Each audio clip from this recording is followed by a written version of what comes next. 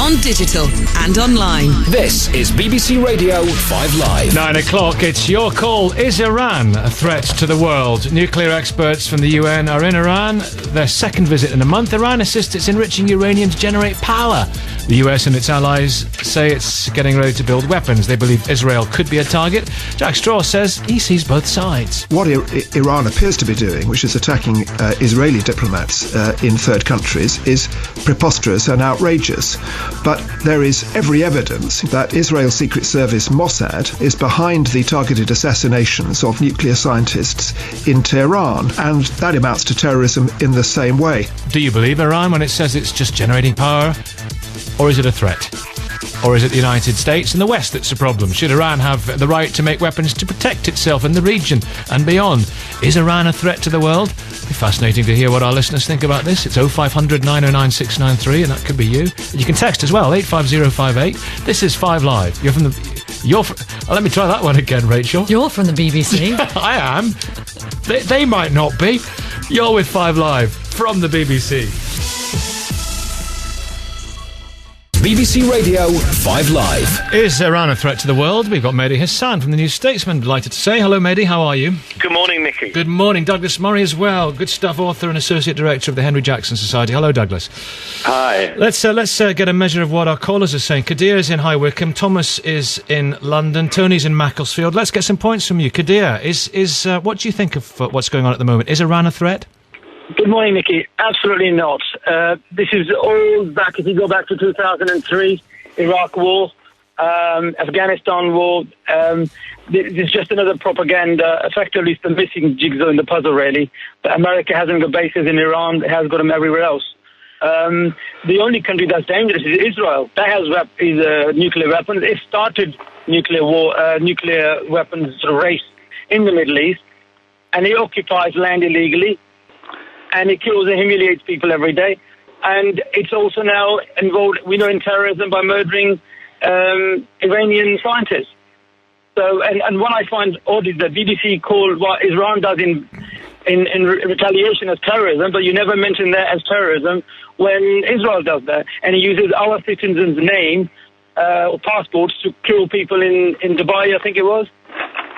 But you can come on the radio and you can say that, which is not the case in Iran. But that's maybe a sub point. Thomas, come back on that. What do you think? I think Iran is a threat to the world, and President Bush was right to call it an axis of evil. This is the only state in the world that has said that they will wipe Israel off the map. Now, one second, Thomas. About Palestinians. Well, 1 second, Thomas. There's some contention about whether he actually said that. If you look at the rubbish and fabrication. He may well have been. Ahmadinejad said they will wipe Israel off the map, and apart from that, these Iranians have always been threatening Israel through Hezbollah, through other terrorist organizations in the Middle East. Now, I think it's about time for Israel to actually teach these Iranians a lesson. It's all full of mouth. They have been saying that, they will attack Israel and whatever. But let them actually get on with it, and let's see. Israel defeated them in 7 days, if you remember. Now, Ahmadinejad is a danger to this world, and until they get rid of that man, there's going to be no peace in that Middle East. Okay, Mehdi Hasan.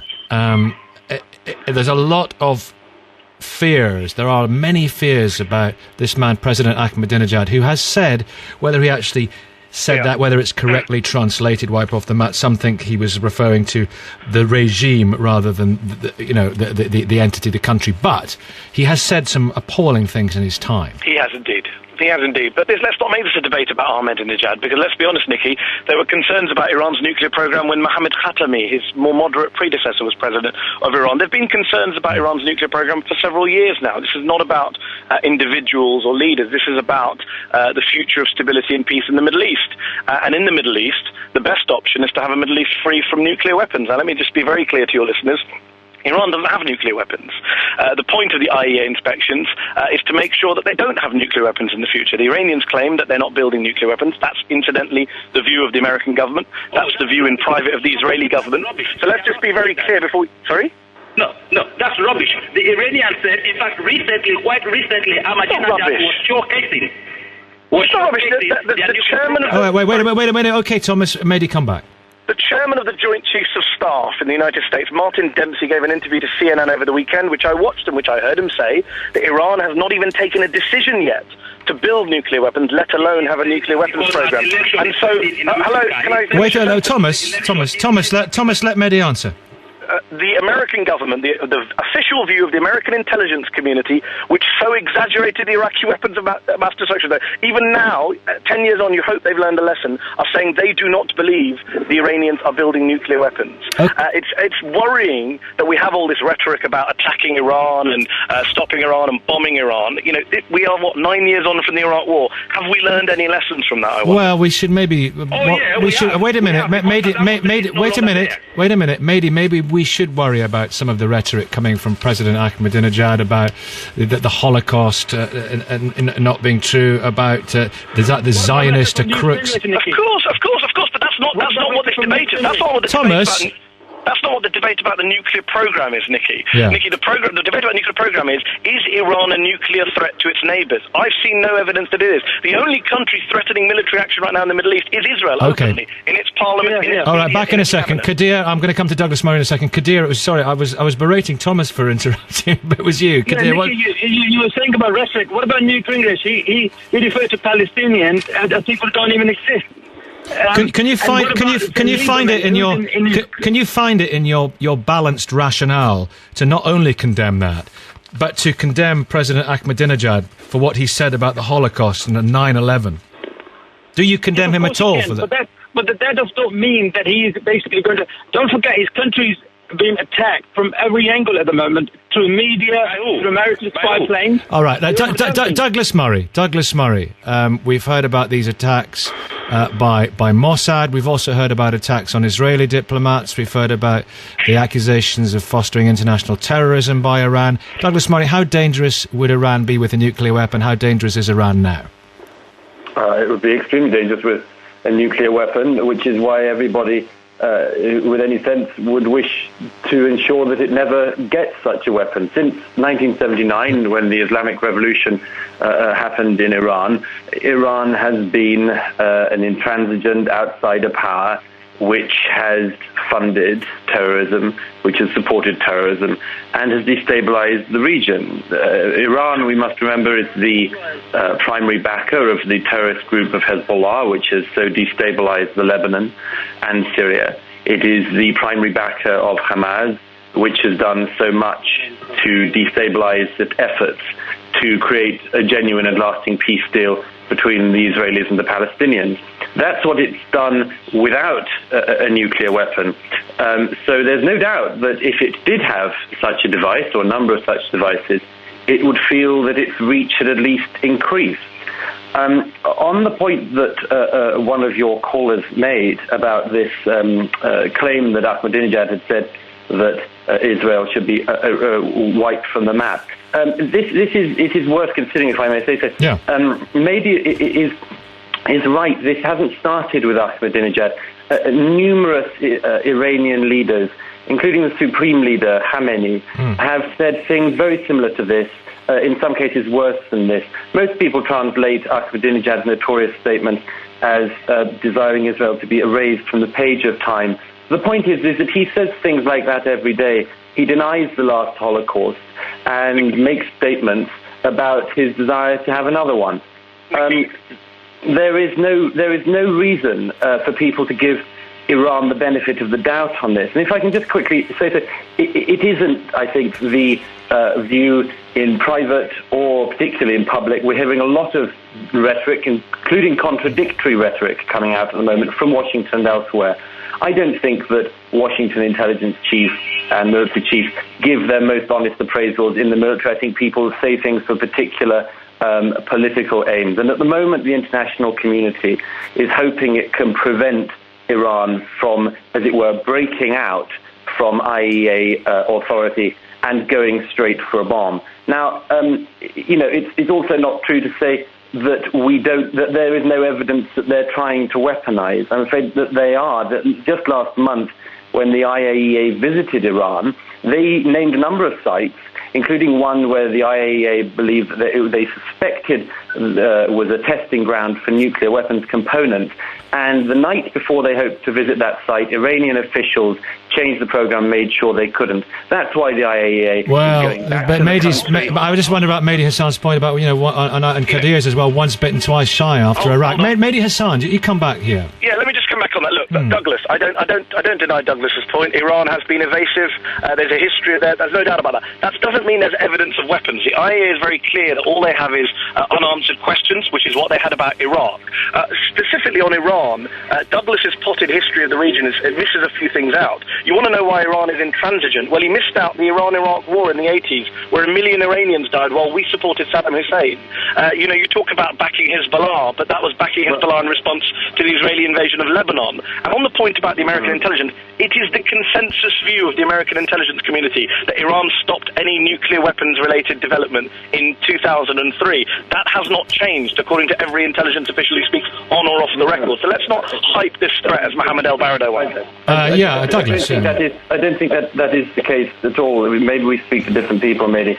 I suspect we do. But there are, among other things, 6 UN Security Council resolutions which have demanded that Iran suspend its uranium enrichment, and it hasn't. The level at which Iran is trying to enrich uranium to is not needed for a domestic civilian nuclear power capability. But nor is it used for weapons. It's 90% for weapons. They're at 20%, as you well know, Douglas.